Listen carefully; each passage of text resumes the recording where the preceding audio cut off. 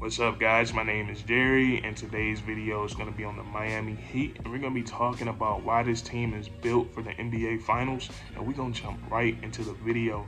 Now, the Miami Heat have played great basketball all season long. They played so well that they earned themselves the #1 seed in the Eastern Conference with a record of 53-29, and that's really fantastic for the Miami Heat. But I'm pretty sure coming into this season, Pat Riley, Eric Spoelstra, Jimmy Butler, and the rest of the team, their expectations for this season was to win a championship. And I'm here to tell you guys that the Miami Heat have everything they need to compete for a ring this year. I think they've displayed all the factors of having that championship DNA. And I think one of the more important ones that they displayed all season long was their ability to overcome adversity. I think the Miami Heat do a really great job of that because they've dealt with the injury bug all season long, and none of their players suffered season-threatening injuries, but Jimmy Butler and Bam Adebayo, they both had injuries that kept them out a lot of time this season. And then when we combine their trio of Kyle Lowry, Bam Adebayo, and Jimmy Butler, they've all missed so many games combined this season, and those are really the three staple points of this team. And then also, just like every other team in the NBA, the Miami Heat also had to deal with the COVID bug. So there was a lot of times that they were playing with a bunch of different lineups, and they made the most out of that, and they found a lot of good diamonds in the rough. And if I tell you that Jimmy Butler and Bam Adebayo and Kyle Lowry missed a bunch of games, Tyler Hero missed some games here and there, you would think right now that the Miami Heat would be somewhere in the play-in tournament in scramble mode, trying to figure out how to get into playoff contention. But they were able to find lineups, find players to bring in to not only keep their team afloat in playoff contention, but the Miami Heat has been a top-seeded team for most of the season, and now they've notched the best record in the Eastern Conference. So I think when you have that ability to pit different lineups out there and still be able to win ball games, and they found so many diamonds in the rough with it. Max Strus, he stepped up big this season. Gabe Vincent, he has converted his contract to full-time.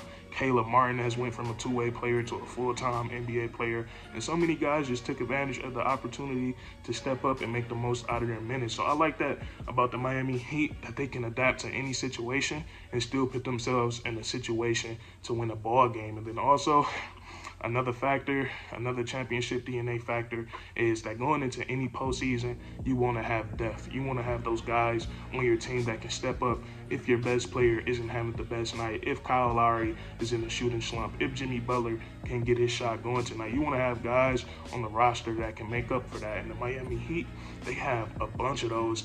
And we all know their second unit is led by my pick for Sixth Man of the Year. I don't think it's even close. I'm going to say Kyle Lowry, but Tyler Hero has taken a big step forward this season. He's looking like that. He's looking like he's continuing from that great rookie campaign that he had in 2020. But Tyler Hero has been really great for the Miami Heat this season, averaging 21 points per game off the bench, and he do it really efficiently. He plays within the offense, and then also another side of his game that's expanding this season is his ability to play make for others. And I think that's when the Miami Heat is at their best. When Tyler Hero is out there, he's still getting his buckets, but he's also facilitating for others. That makes him a lot more dangerous. And then the depth just doesn't stop there for the Miami Heat. They literally have a very, very deep bench, and I would say that most of their guys on their bench can get valuable NBA minutes on any other team. Max Strus, he's played a big role for this team this year as far as coming off the bench, especially with the way Duncan Robinson has struggled this season. Gabe Vincent has done a great job coming in for Kyle Lowry, playing alongside Kyle Lowry, stepping up whenever Kyle Lowry doesn't play. And now we just seen Victor Oladipo, last game of the season, made a statement, went for 40 points, and he flirted with a triple-double.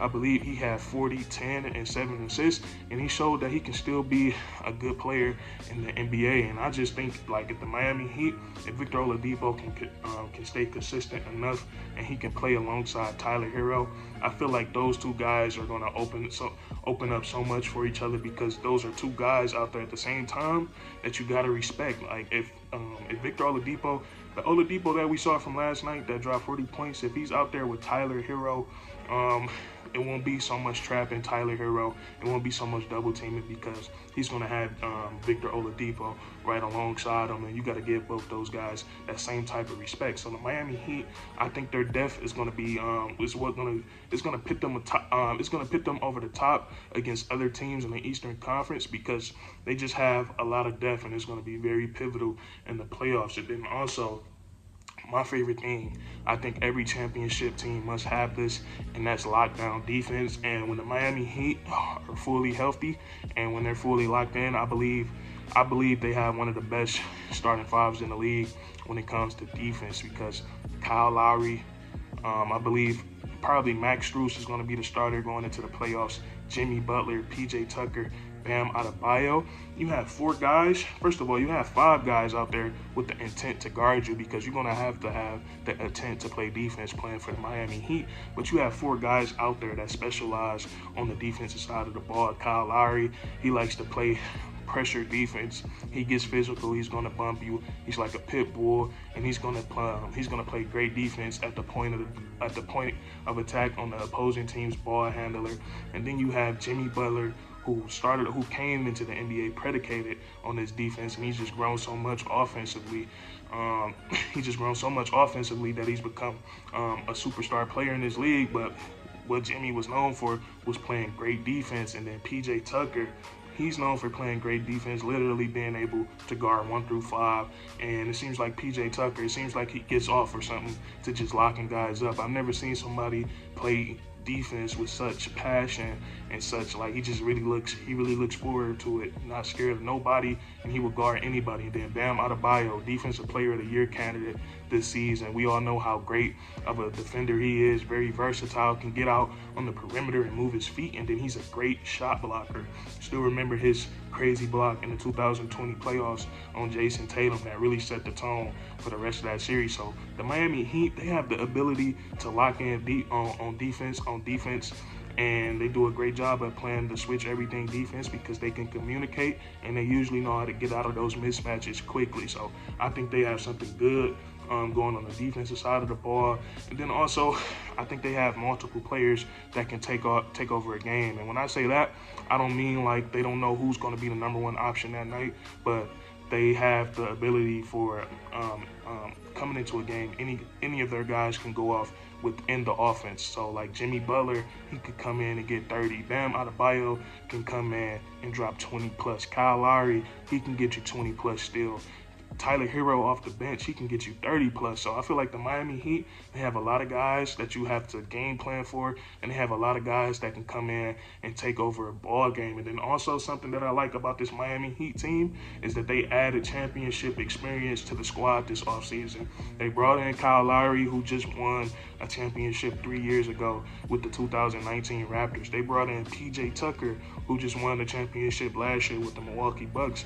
And this right here, you got to have championship pedigree on the team. They already have a championship coach and Eric Spoelstra, and now they have a championship point guard and a championship power forward and Kyle Lowry and PJ Tucker. So I think their playoff experience and their knowledge in the game is going to pay off a lot for the Miami Heat in the playoffs. And that's really it, man. The Miami Heat, I feel like they have all the intangibles to win a championship this season. They know how to get it done when something's not going their way, overcoming adversity. They have the depth. They have the guys that can take over a ball game. They have great defense, and then they have a championship coach. So I'm really big on the Miami Heat this postseason. I think they're going to be one of the harder teams to knock out in the Eastern Conference. And that's going to be it for this video. If you enjoyed, leave a like, comment down below if you agree or disagree, and then subscribe for more weekly content. We do this all the time, man. And that's curtains.